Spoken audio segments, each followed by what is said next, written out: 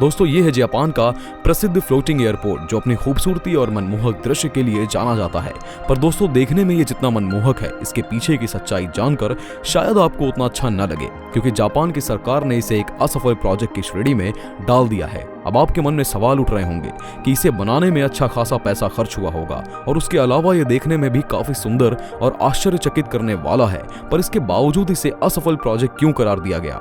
तो आज की वीडियो में हम इसी बारे में बात करने वाले हैं। जापान तकनीक के मामले में हमेशा से आगे रहता है और उसने कई असंभव लगने वाले प्रोजेक्ट बनाकर पूरी दुनिया हैरान भी कर दिया है। जापान ने समुद्र के अंदर एक एयरपोर्ट का निर्माण करके अपना नाम इतिहास में दर्ज कराया था, लेकिन अब वो एयरपोर्ट धीरे धीरे डूब रहा है। जापान के ग्रेटर ओसाका में स्थित कंसाई इंटरनेशनल एयरपोर्ट को बनाने के लिए एक आर्टिफिशियल द्वीप बनाया था। इस एयरपोर्ट के निर्माण में 20 अरब डॉलर से भी ज्यादा का खर्च लगा है, लेकिन अब ये डूबने की कगार पर पहुंच गया है। कंसाई इंटरनेशनल एयरपोर्ट ने साल 1994 में काम करना शुरू किया था। लगातार 30 साल तक ऑपरेशन होने के बाद अब इस एयरपोर्ट के डूबने का खतरा मंडरा रहा है। साल 2018 में हुई एक स्टडी के बाद एक्सपर्ट्स ने यह दावा किया है कि ये एयरपोर्ट पहले से 40 फीट तक डूब चुका है, जो कि अनुमान से 25% ज्यादा है। इस स्टडी से यह भी पता चला है कि 2056 तक ये एयरपोर्ट 13 फीट और डूब जाएगा और फिर पानी यानी एयरपोर्ट के अंदर आ जाएगा। इस एयरपोर्ट का निर्माण साल 1987 में शुरू हुआ था और इसे बनने में पूरे 7 साल का वक्त लगा है। ये एयरपोर्ट इसलिए भी खास है क्योंकि इसका रनवे ये आम हवाई अड्डों की तुलना में दोगुना यानी 4000 मीटर तक लंबा है। ये समुद्र तय से 2 मील दूरी तक स्थित है। जापान के ओसाका के अलावा आसपास के शहरों के यात्रियों के लिए इस एयरपोर्ट की महत्व बहुत ज्यादा है। ये जापान का तीसरा और एशिया का 30वां सबसे बिजी एयरपोर्ट है। यहाँ 24 घंटे विमान उड़ान भरते रहते हैं और साल भर में 2.5 करोड़ से ज्यादा पैसेंजर यात्रा करते हैं। ये airport Japan airlines, Nippon cargo airlines और ऑल निप्पॉन एयरवेज के लिए बस स्टेशन की तरह काम करता है। इस एयरपोर्ट को बनाने के लिए मशीन के जरिए लाखों लीटर पानी को बाहर निकाला गया है। इसके बाद समुद्र में सी बेड बनाया गया। इसके साथ ही एयरपोर्ट को समुद्र के पानी से बचाने के लिए चारों ओर एक सी प्रोटेक्शन वॉल भी बनाई गई है, लेकिन इन सब कोशिशों के बाद बस इस एयरपोर्ट को बचाना लगभग नामुमकिन होता जा रहा है। चलिए समस्या को गहराई से जानने की कोशिश करते हैं। सबसे पहले आप ये जानने के लिए उत्सुक होंगे कि फ्लोटिंग हवाई अड्डे क्या होते हैं और क्यों ये इतने अद्भुत दिखते हैं। दोस्तों फ्लोटिंग हवाई अड्डा, जिसे कई बार समुद्री हवाई अड्डा भी कहा जाता है, ये अत्यंत रोमांचक और अद्वितीय आधुनिक आविष्कार है जो कि स्थलांतरण के लिए एक अनूठा विकल्प प्रदान करता है। ये काम जमीन की कमी को पूरा करते हैं, यहाँ तक कि इसका उपयोग मुश्किल परिस्थितियों में हो सकता है, जैसे कि बाढ़ या बारिश के क्षेत्रों में। एक फ्लोटिंग हवाई अड्डा आमतौर पर पॉलीस्टाइरीन या बोर्जियम सॉल्ट के ऊपर एक बड़े प्रकार के पॉन्टून्स पर निर्मित होता है। ये पॉन्टून्स बड़े ऊर्जावान और उपयुक्त ऐसी संरचनाएं होती हैं जो समुद्री तट पानी पर स्थापित की जा सकती है। इन पॉन्टून्स का उपयोग कम गहरे पानी में भी किया जा सकता है, जिससे वो समुद्री स्पेस में एक बेस का काम करती है, जिसके ऊपर विभिन्न प्रकार के स्ट्रक्चर का निर्माण किया जा सकता है और इन्हीं पॉन्टून्स पर फ्लोटिंग हवाई अड्डे का निर्माण किया जाता है। दोस्तों अगर इन हवाई अड्डों के लाभ के बारे में चर्चा करें तो ये हमारे लिए काफी तरह से लाभकारी साबित हो सकते हैं। इन फ्लोटिंग हवाई अड्डों के लाभों में शामिल है उनकी संवेदनशीलता और पर्यावरण में कम दखल। ये हवाई अड्डे बिना ज्यादा भूमि अधिग्रहण किए समुद्री या जलीय इलाकों में कहीं भी बनाए जा सकते हैं।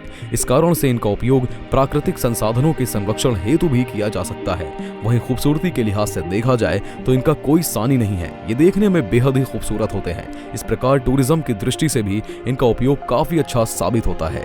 वहीं इंजीनियरिंग के नजरिए से भी ये काफी हैरान करने वाला स्ट्रक्चर है। एक फ्लोटिंग हवाई अड्डा विकसित करने के लिए कई प्रकार की जटिल टेक्नोलॉजी और इंजीनियरिंग की जरूरत होती है। इसमें ऑपरेशन के लिए high quality traffic control technology, place के अनुसार लैंडिंग स्ट्रिप और सेफ्टी इक्विपमेंट्स का अरेंजमेंट शामिल होता है, जो कि इंजीनियरिंग की दृष्टि से भविष्य में हमारे लिए काफी सारे विकल्पों को खोल देती है। फ्लोटिंग हवाई अड्डों का अनुसंधान और विकास वैज्ञानिकों और अभियंताओं के लिए एक रोमांचक क्षेत्र है, जो उन्हें कई सारे नए और स्थायी समाधानों की खोज में मदद कर सकता है। इस प्रौद्योगिकी के माध्यम से हम अधिक सुरक्षित, सुस्त और पर्यावरण में अनुकूल हवाई यातायात को अनुभव कर सकते हैं। इसके साथ ही ये अड्डे प्राकृतिक आपातकालीन परिस्थितियों के लिए भी अत्यंत महत्वपूर्ण होने की क्षमता रखते हैं। प्राकृतिक आपदाओं जैसे कि बाढ़ और जल बढ़ जाने में इनका उपयोग काफी कारगर साबित हो सकता है। वैसे तो दोस्तों हम बात कर रहे हैं जापान के फ्लोटिंग हवाई अड्डे की, पर ये दुनिया में इकलौता नहीं है। इसके अलावा हांगकांग ने भी एक फ्लोटिंग हवाई अड्डा विकसित किया है, जो कि उसे तकनीकी, आर्थिक और पर्यावरण की दृष्टि से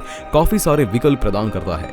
तो दोस्तों अभी तक हमने जाना कि फ्लोटिंग हवाई अड्डे क्या होते हैं और ये किस तरह से हमारे लिए उपयोगी साबित हो सकते हैं। तो चलिए अब आते हैं आज के मेन टॉपिक पर, जिसे जानने के लिए आप बेसब्री से इंतजार कर रहे हैं कि ये इतना एडवांस और उपयोगिताओं से भरा हुआ जापान का प्रोजेक्ट असफल क्यों साबित कर दिया गया है। दोस्तों बड़े दुख की बात है कि जापान का ये इतना फ्यूचरिस्टिक प्रोजेक्ट फ्लोटिंग हवाई अड्डा असफल साबित हो गया है, जिसके असफल होने के पीछे काफी सारे कारण हैं। इन्हीं कारणों में से सबसे पहला कारण है निर्माण में बहुत अधिक खर्चा होना। दोस्तों इस प्रोजेक्ट में अभी तक काफी पैसा लग चुका है।